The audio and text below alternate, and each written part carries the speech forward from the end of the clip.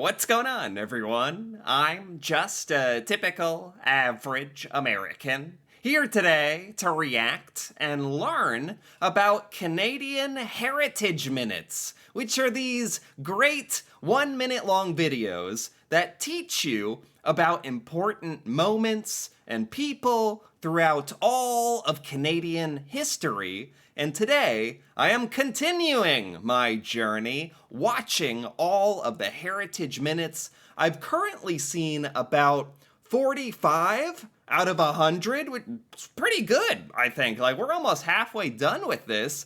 It's taken a while, but I really do quite enjoy coming back to the Heritage Minutes and learning more about Canadian history. And today, I'm very interested to see what 3 people or things we are going to learn about for Canada's history, starting with Maurice Ruddick, who is an Afro-Canadian coal miner. He describes how he and his fellow workers survived 8 days trapped in an underground during the 1958 mining disaster in Spring Hill, Nova Scotia. This was in Nova Scotia. 8 days trapped underground? My God. But I guess he survived. He survived, didn't he? Him and his fellow workers. That's amazing. What a horrifying experience that must have been. I'm actually really, really curious to see what he would have to say about this experience. My God, this must have been big news. In 1958, in Spring Hill, Nova Scotia. Was this big news in Canada? 8 people, or no, I'm not sure how many people, but some amount of people trapped for 8 days. Like, did they have food? Did they have water? Oh my God. Let's read a little bit more background here. Maurice Ruddick, coal miner, musician. After a mine shaft caved in on Ruddick and 6 other workers, he helped keep his companions' spirits up by singing and leading them in song and prayer. My God, what a special human being. Like, you can't even imagine. Try to place yourself buried underground in a mine shaft that's caved in. You have no idea if you're going to run out of oxygen. You have no idea if anyone's coming for you, if anybody knows you're in trouble, especially back in this day. Like, this was at least 50 or 60 or 70 years ago, I think they said. So you're not like whipping out your smartphone and texting for help, you know? That's not going to happen. Oh my God. And then he had the wherewithal and, I don't know, inner strength and calmness to actually like focus on helping his fellow companions. Like, hey, we're going to sing together and pray together. And oh my, it's in these sorts of situations where you really find out like who you are as a human being, I think. And this guy is really extraordinary. I really want to see this Heritage Minute. Let's take a look. It was back in '58. 7 of us were trapped together in the mine after the bump. We lay by a pipe to breathe. My leg was broken. What? Oh my God, this is terrifying. This is one of those horror stories you hear about. And like putting yourself in the situation, that's what's scary, I think. They're huddled around a pipe. At least there was a pipe, I guess. Beggars can't be choosers. When trapped in a mine shaft in Nova Scotia, that's what they always say. you know. My God, let's keep going. Percy was dying beside me. But I said, "Come on, boys, the Lord is watching for us." And I started singing. Then we all sang. 8.5 days, no food. Wow, I'd be tempted to be like, Maurice, it's great that you're keeping our spirits up, but the singing, it might be using up too much of our oxygen. Like, we have to stop. No. I might have been tempted. You would not want to be stuck underground in a mine shaft with me, that's for sure. I'd be way too practical about everything. We can only sing for 3.5 minutes per day to conserve oxygen, everyone. Everyone be like, shut up! Like, for God's sake. But luckily they had some kind of pipe They were huddled around for oxygen? That's interesting. Maybe that was a safety precaution or something. His leg was broken? This was like serious. And he still maintained a positive outlook somehow. Even drank our own, you know. And I just... See, it's really interesting also, since he survived, hearing what they did, having to drink their own, you know. just happened to shout into that pipe when the dragomen were passing by. Some good folks in the U.S. gave all its survivors a free holiday in the South. Said I couldn't stay with the others because of my color. The boys were going to refuse, but I said no. Oh. We'll all have our holiday, then we'll be together again. And Oh, geez, he was also dealing with like racism as well. Trapped in a mine shaft, almost suffocating and dying, or being crushed. Then he gets saved and has like this whole. See, he's separated from his comrades because of segregation and racism. Anyway, what I wanted to focus on here for a second is he said they were rescued because they were yelling down this pipe, and somebody happened to hear them passing by? some good folks in the U.S. gave all its survivors a free holiday in the South. Hold on, what did he say? Just happened to Yeah, here it is. food. Even drank our own, you know. Oh. And I just happened to shout into that pipe when the dragomen were passing by. Some good folks in the U.S. He just happened to shout into the pipe when people were passing by? That's really how they got rescued. That's insane. That's incredible. gave all its survivors a free holiday in the South. Said I couldn't stay with the others because of my color. The boys were going to refuse, but I said no. We'll all have our holiday, then we'll be together again. And we were. 74 died in that bump, but that was life around the Spring Hill mines. 74?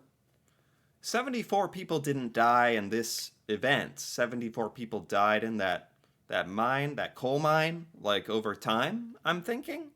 Closed now. So much death. But my, didn't we sing those hymns together? Oh my god.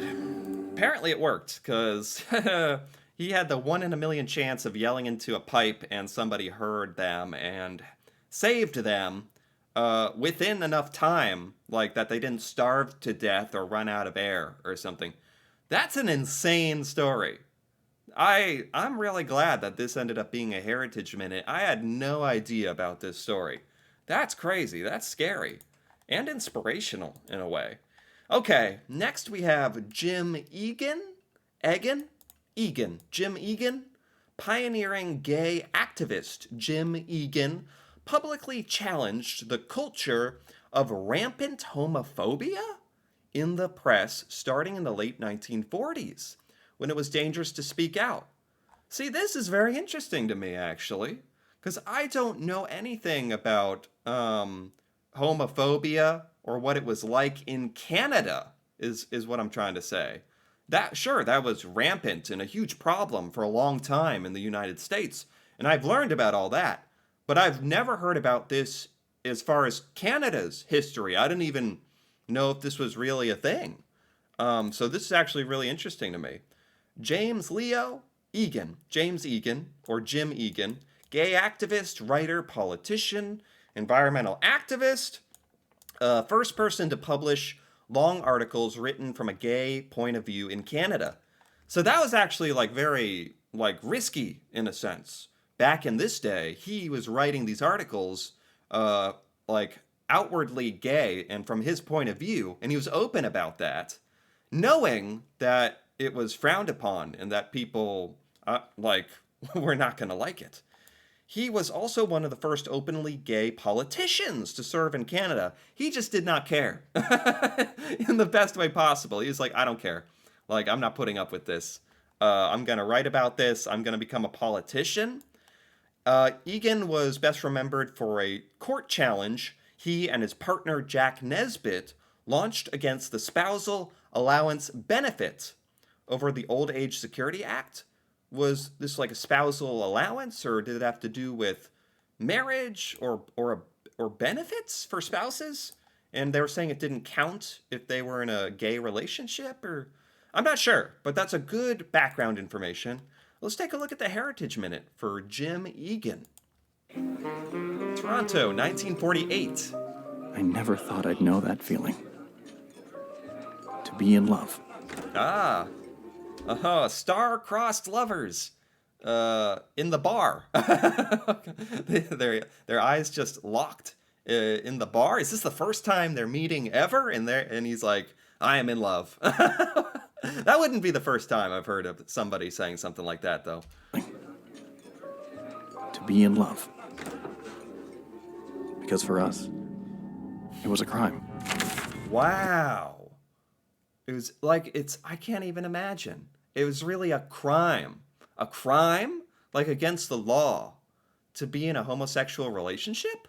Like you could be put in jail. Like the cops were there. Someone had to respond to the tabloids. So I wrote letters. Wow, crazy what these headlines were back in the day, huh? Someone had to... Lesbian vermin plagues Toronto. Well, see, this is so interesting to me. I don't know why. Maybe it's because I'm just in my American bubble. I just only really thought about this from like the point of view of being in the United States and all the struggle that homosexual people went through for years to get more rights and freedoms. I never thought about this as being a thing in Canada. But obviously, it was a huge thing, like just as important, just as bad in a sense, actually. Respond to the tabloids. So I wrote letters, challenging every misconception about homosexuality. Wow. 9 homes, 7 dogs, 47 years together. Wow. Still not spouses under the law. Wow. So that's what it is. They're together. Did he say 49 years? Like the divorce rate in the United States is like 50%. And these guys are going strong for like 50 years. Like shattering. Like that's insane. That's incredible. But under the laws of the day, even though they were together that long, still not technically married.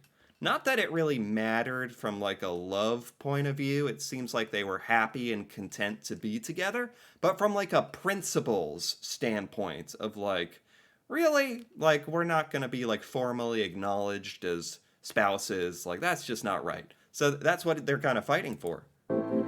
So we took our fight to the Supreme Court. Jim Egan and Jack Nesbitt await a verdict on their fight for spousal rights. Wow, this was in 1995. It's so easy to forget. It is so easy to forget how recent some of this stuff is. 1995? What, that 30 years ago? Not even? Wow, there's a Canadian Supreme Court? Is that right? Okay. Hello? No? We No? lost our case. No? No? This is a sad story? Did he just say no? Somehow I thought this was going to be a happy story. Where they're like, yeah, we're married now. After 50 years together. No? But we made a difference. As a result of Jim Egan's case, the Supreme Court ruled that sexual orientation is protected under the Charter of Rights, a landmark victory for the LGBTQ2 community. Wow. So eventually it happened, by the sound of it, but that was it. Wow. That was a good Heritage Minute. That was clearly one of the more modern ones, which is cool to see. Because even some of the modern Canadian history, I don't know anything about as an American. That was a good one. And finally, we have J.S. Woodsworth. Political pressure from opposition parties led J.S. Woodsworth led to the creation of the old age pension in 1927. What is the old age pension? 1927. I definitely need some more background information about this. James Woodworth, pastor, social worker, politician, first leader of the Cooperative Commonwealth Federation, best known for of the reform-minded social gospel ministers and led many of them into the politics of democratic socialism. This is quite complicated. What's this about? But what's this about the old age pension? I think that's what we're focusing on here. He obviously had a lot of impact for a lot of political thought in Canada all the way back in 1927. Wow, almost 100 years ago. Old age pension? Is that like Social Security that we have here in America? A system where you're paid money, where you pay money towards the government during your lifetime, and then when you retire, you get a steady stream of income from the government in the form of monthly payments. That's sort of what a pension is. Here in the United States, it's called Social Security. Maybe the old age pension is like the Canadian version of this? I don't know. Let's take a look at the Heritage Minute, see what we can find out. I said it in the House and I say it now. Is it too much to ask? My party does not have a majority in the Commons, Mr. Woodsworth, unless I have the support. Is it too much to ask that Canada take care of poor people, 70 years of age, who built this country? Ah, there we go. He couldn't have put it more eloquently, like a true politician. I immediately see what he's saying. He's saying people who are poor and over the age of 70, this would be like a Canadian social program to make sure that those kinds of people get money to take care of them in their old age. That's what he's fighting for? Seems pretty good. I wonder what the opposition to this was. I mean, they're saying like, oh, we don't have enough support or votes in the House of Commons, is it called, I think. In you know, whatnot, political jargon. Well, you and Mr. Heaps are the Labour Party. You hold the balance of power. Perhaps in a coalition, I'm offering you a seat in cabinet, Mr. Woodsworth. I'm on it, sir. But no. Mr. Heaps? Oh, no. Oh, uncorruptible. The uncorruptible. He was given a seat in the cabinet, even. I'm not sure what they're even talking about here. He's just like trying to talk to... I'm not sure who this man is right here. But Woodsworth is fighting for this Canadian senior pension program. Prime Minister of Labour? Mr. King, I can't do that. But the Labour Party would support you on old age pensions. Okay. In that case, it's not too much to ask, Prime Minister. Oh. Some say Mackenzie. That's the Prime Minister. I had no idea. That's the Prime Minister, and they're all saying, we would support you if you support this new act. Okay. And it seems like such a reasonable, thing to do that the people of Canada would be in favor of. Isn't that how politics and government is supposed to work? Remember that? When they're just supposed to do things that are good for you, for the people that they represent. Remember that? That's good. Say Mackenzie King got exactly what he wanted when Canada's first old age pensions bill became law in March 1927. Wow, an entire Heritage Minute just about the old age pension bill. So that passed. Is this still in effect today in Canada? That's my question now. This must have been substantial if it got its own Heritage Minute. Very interesting. It's basically a whole Heritage Minute, commending this one act, which seems very important. So this is do Canadians to this day get benefits from this program if they qualify for pension, at a certain age? That's very, very good. That's good. That's sort of like a system we have here in America. And we know that everything that America does is great. so good job, Canada, for sure. Anyway, joking aside, I really did enjoy these Heritage Minutes today. A good variety of them as well. Getting stuck in a coal mine, gay activists and rights and pension programs. You never know what you're going to get with the Heritage Minutes, and I think that's why I enjoy them so much. So anyway, I did enjoy this. If you enjoyed this as well, feel free to give this video a like or leave a comment with your thoughts on any of these Heritage Minutes here today. That'd be very interesting to hear about. And if you're interested in more videos like this, me reacting to Canada and Canadian culture and learning things about Canada for the first time, feel free to subscribe for more. And until then, thanks for watching and see you next time.